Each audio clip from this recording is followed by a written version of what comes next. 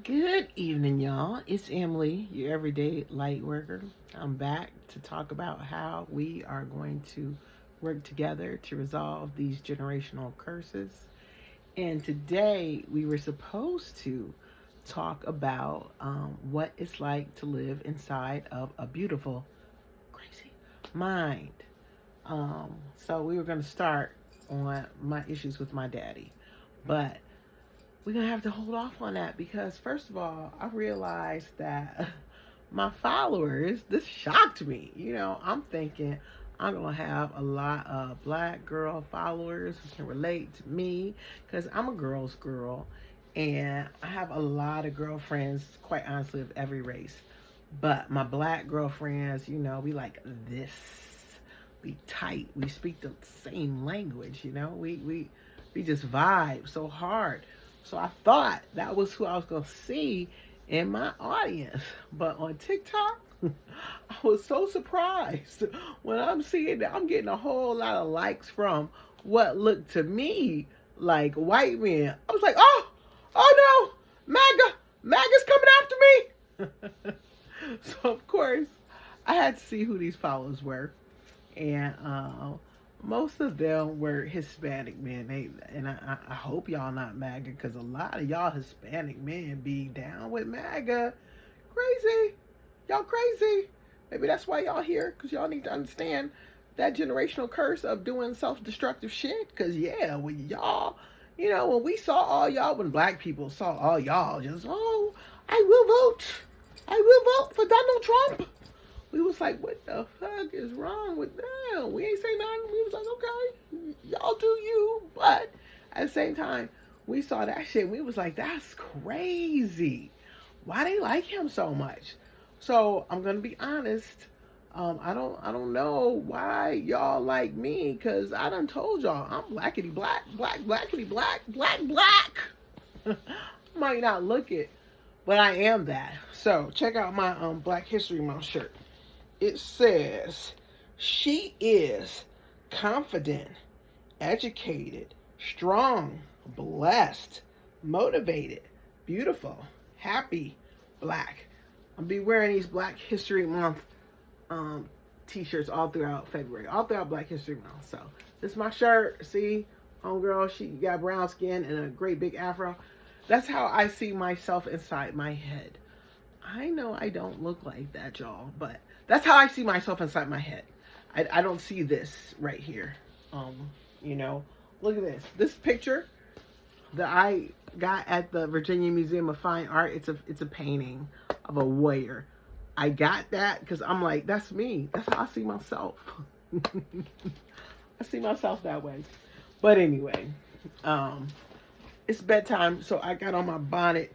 You know, bonnets are considered to be just too ghetto to wear outside. I'm not gonna lie. Sometimes I'll be wearing my bonnet outside, okay, because it's so comfortable. Such a comfortable little bonnet. I mean, this hair is hot and it's heavy and it hangs on your neck. And you put this bonnet on and, it just wraps it all up nice and neat in a little bonnet. And yeah, I really like my bonnets. I like my bonnets. Okay.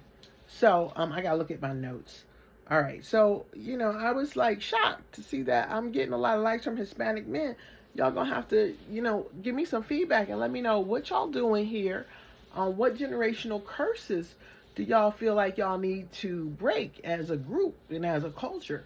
Because I really don't know. Shout out to Bad Bunny. Didn't Bad Bunny do the damn thing? I mean, I really don't know much about Bad Bunny.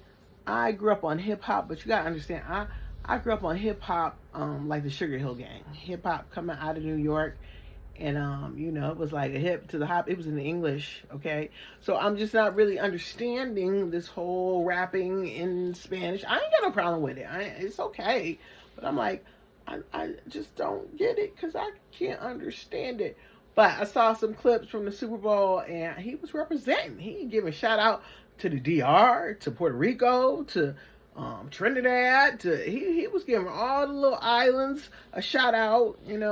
I can respect that because there is POC diaspora around the United States, on them little islands, and them islands be getting jacked by the United States. It's not even right how them Puerto Rico was treated, and that was wrong.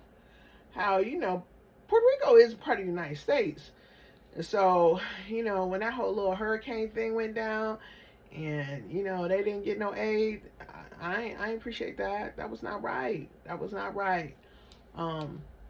So we got similar pains, the Hispanics and the blacks, but a lot of times we do not unite for whatever reason. But I do know a little bit about Hispanic culture. The reason I know a little bit about Hispanic culture, and okay, so let me just say this: Hispanic could be just anybody from anywhere in the world, all right? Because Hispanics are just people who speak Spanish, and that's like billions of people all around the world. But Puerto Rico's an island, and my sister got married to a Puerto Rican Guatemalan man. So that family is definitely Hispanic. They got infighting because apparently Puerto Ricans don't like Guatemalans. I'm like, look, y'all, all they gonna see is all they gonna say about y'all. I don't care what you are, Mexican. They not gonna try and distinguish. Trust. I know white people. I know American white people. They are not gonna be like, oh, you're a Puerto Rican and you're a Mexican and you're a Cuban. No. They just gonna be like, brown nigga. That's all they gonna be like, for real. So you can waste all your little time fighting amongst yourselves. Don't matter. All they gonna see is brown nigga calling the ice. That's all white people, especially the MAGA white people. That's all they gonna see. Brown nigga call ice. It's really fucked up because my nephew. I have a nephew. Like I said, my sister married this Hispanic man. He's Guatemalan and Puerto Rican. So I got a nephew who is my heart. That's why I'm like, okay, it's my karma that all these Hispanic men are following me, because Cheo is my heart. That's my nephew. He is one of the people in my family who really, really works and helps to break these generational curses. I'll be like, we're going to do this because we're trying to break this generational curse. And he will be just my biggest cheerleader. He'll do all the things. He'll jump through all the hoops. That is my heart. Che is my heart. So his name is Carlos, but his dad called him Cheo after the guy who did the Motorcycle Diaries movie. I can't remember. I don't know his full name. It's like Che Guevara or something. He was a revolutionary in South America. Che, El Che. So that's what we call Che. We call him Che. And Che has got the biggest heart. I adore Che. I adore Che. I don't know if he is typical of Hispanic men or not, because like I said, I don't know that many. All I know really is him and his father. And that family is crazy. Ramses are, they a little crazy. So, from observing the Ramoses, I would say that I know a little bit about the Hispanic generational curses, and it seems to be linked to this concept called machismo. And I don't really know what the fuck machismo is, but from what I've seen from the outside looking in, it just looks like the family gonna let the man make whatever decisions he wanna make. It don't really matter if it's stupid. It don't really matter if it's something that's gonna take everybody down the drain. They will back up whoever is the head lead male guy in a family. Okay, so with the Ramoses, that's Cheo's family, I saw that happen. And so the person that this happened to, I could see them going off over that cliff. And I said to him, let's call him Frankie. I was like, Frankie, don't do this thing you talking about doing. If you do this thing, he was buying a very expensive Mercedes SUV. Cost like $150,000. He had to put down $70K in cash. And I was like, Frankie, if you do this thing, first of all, them white boys, they not gonna let you just drive around in no 150,000 Mercedes. They just not. They gonna constantly pull you over, and at some point they're gonna be like, show us the money that you made to buy this car. And that's going to be an issue. He listened to me. And, you know, everybody else in his family was like, yay, Frankie, do it, get the SUV Mercedes. I was like, big mistake. Well, he did it anyway. And he had to have people in his family who had legit jobs co-sign for him. And they all got caught up and they all went down. And I told him. When I was telling him this, he talked about, you don't know what you're talking about. It's like, Frankie, I'm a lawyer. I do know what I'm talking about. But you want to be hard-headed? You want to get your little Mercedes SUV? Okay, you do that. He had that car for about 6 months. You know where Frankie is right now? State pen. So, you know, I feel like in that family, somebody should have been able to get through to Frankie and be like, you know, Frankie, this is not a good idea. Like, for example, his sister. Let's see if I can say this right. Amparo. All right, I can't roll the R, so I just call her Amparo. All right, that's how her name is spelled, Amparo. So she's smart, highly educated. You know, she always helping that family out, the Ramoses. I'm like, Amparo ain't trying to get through to him. He got another sister, another older sister. She kind of like, yeah, I don't fuck with you, to all the rest of them.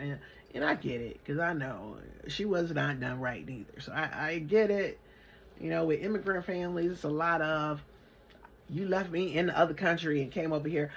Like, you know, somebody gonna have some hurt feelings over that. I feel her. I feel, you know, the sister who's like, you left me, fuck you. I get it. But I know that she knew, because she a businesswoman. I know she knew that her brother was going to get caught up on this. Seemed to me like she should have said something. You know, I'm outside looking in. You know, it's not my culture. Maybe it's not my place. But, you know, that just seemed like, I just feel like, you know, somebody needs to really try to get through to these Hispanic men that's just throwing their lives away and let them know, yo, dude, if you vote for Trump, it's a good chance he gonna send you into a hellacious type of prison. You know, real talk. That's what's happening. That is what has happened to, what is the man's name? First one that got sent to CCOT, Albrego, is that his name? Garcia. You know, he probably voted for Trump.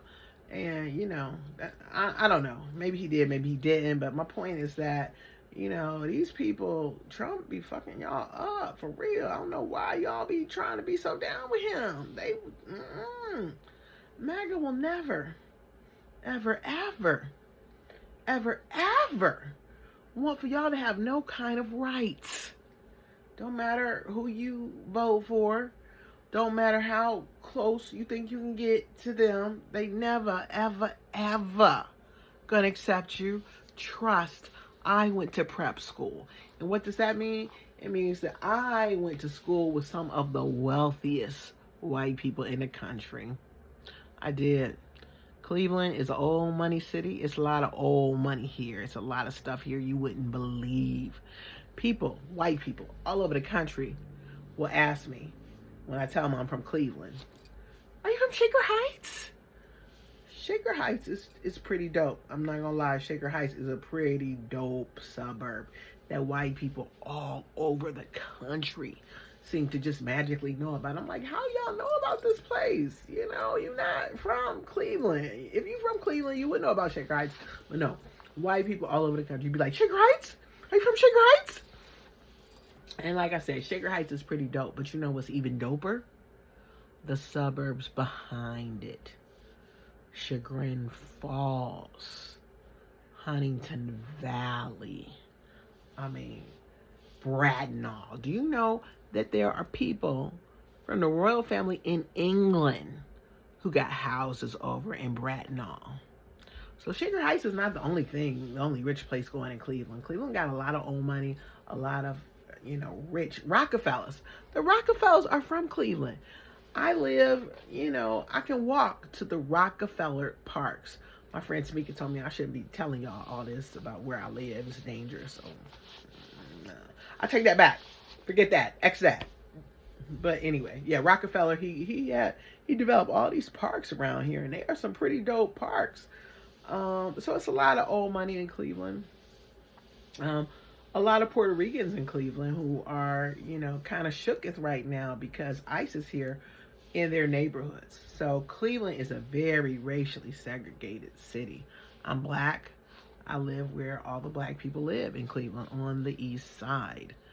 But the whites and the Hispanics live on the near west side, and ICE is over there. So, I got to keep my fingers crossed for Cheo's people, because Cheo's people live over there, and it's really scary times. I mean, Cheo, like I said, that's my nephew, that's my heart.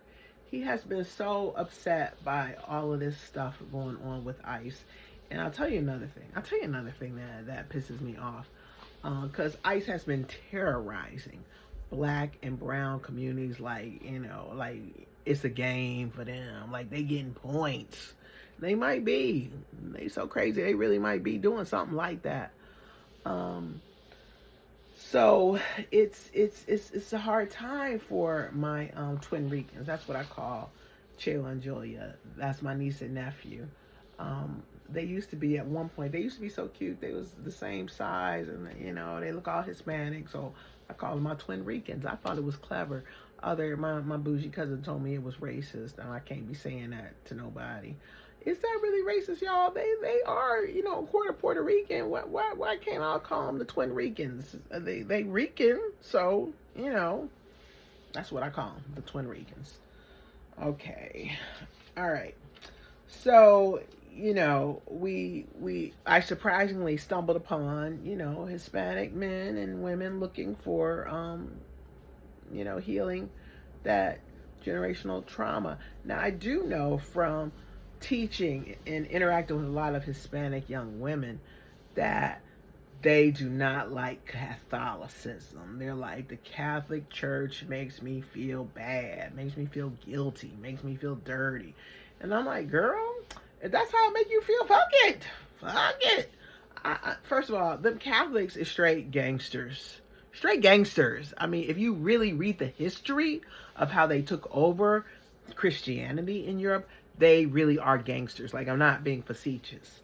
They were straight up gangsters. They were like, no, we don't want nobody else to know nothing about this Christian shit. We want this to be our shit, like the damn mafia. And they do come out of Italy. Come on now. That's why I got kicked off Medium. Apparently, it's just not cool to be talking about the Catholic Church, but I'm not going to back down. They gangster. They really are gangster. Do your research, do your homework, you will learn. And so they not looking out for you or nobody in their little, under their whatever the shit is that they are supposedly doing. It's supposed to be religion. Yeah, right. If it make you feel good, leave it alone. Leave it alone. That's my advice to all the Hispanic young women out there. For all the Hispanic men, y'all in that machismo it's not healthy. I'm sorry. Them Ramoses, I'm looking at them, from outside. Shit's crazy. Y'all, them Ramoses is just kind of crazy. They're all just kind of crazy. And it's a different crazy, but it's also similar crazy to my crazy. Hispanics are very emotional to my experience. Julia and Cheo have a lot of emotions, and they run hot a lot. Like, they get mad over a spoon having a speck of jerk on it. They really, it's like, wow, y'all just doing the most right now. But that's my niece, my nephew, my sister's kids. I love them. Now my sister had 4 kids, 3 different daddies. Okay, Zach, the first one, was white. don't like Zach. Matter of fact, I just can't even talk about Zach because Zach got the daughter who stole from me. So Zach, let's move on. Next topic. Then she got with DJ's dad, who was June, and June was West Indians. Now West Indians, he's from Trinidad. West Indians look black. They look like African Americans, but they're not. They come from those islands, and they, like the Dominicans, they don't think they're black at all. I'm like, oh, really? Okay, Dominican, you look like me, but okay, whatever. But they come from islands. They have different cultures. They eat different foods.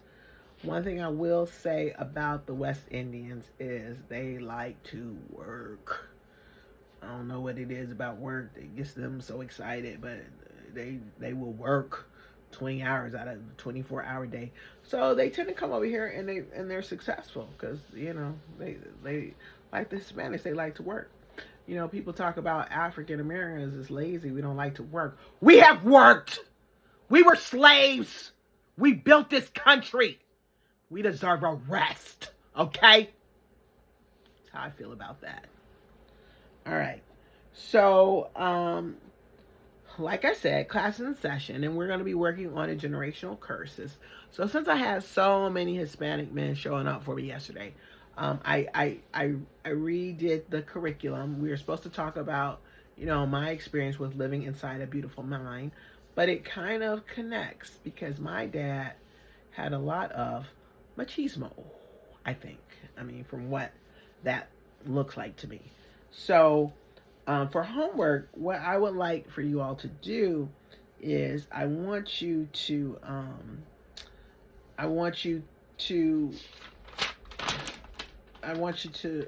think of what machismo is. Okay, what is it? Define it. How has it helped or harmed your family? So that is for the Hispanics that know what that term is and feel like they have been impacted by it.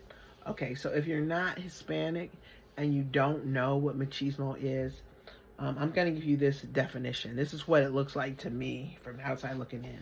Machismo, to me, looks like men just being able to do whatever the hell they want to with no regard to anyone else in their family. That's what it looks like to me. You know, I'm open for correction, but that's what it looks like to me. And so everybody, I think, experiences that in their family. If they have a man in their family, I think everybody experiences that. And I want to know, how did that happen to your family, and to what end did it help or hurt the family? Okay, so that's homework. You guys think about that. And we'll come back, and based on what kind of comments y'all leave me, if y'all leave me comments, because y'all ain't leave me no comments, we got to have a dialogue if this gonna work. But I want y'all to know that, like, in 4 hours, I am getting on a plane to go to Sedona. I'm so excited. This is like one of my bucket list type of things, to go to Sedona, Arizona. Why? Because it's supposed to be this special place where the ley lines connect and the indigenous people put powerful little things in the earth and you can feel it coming up in the desert, and it's just a wow. So that's where I'm going, and I've wanted to do this. This is like my bucket list. You know, we all make things of things we want to do, like going to Versailles in Paris, France. It's right outside of Paris, France. That was on my bucket list. I did that in 2022, and it was awesome. Just going to Paris, it was totally awesome. In 2023, I went to Amsterdam, and that was delightful too, and I didn't even expect it to be. I put some videos on Facebook at the time about my Amsterdam trip. It was wild. It was fun. I like to travel. So you guys are going to hear from me tomorrow from Sedona. Okay? Talk to you guys later. I'm Amli, your everyday light worker, and I love you guys. Bye.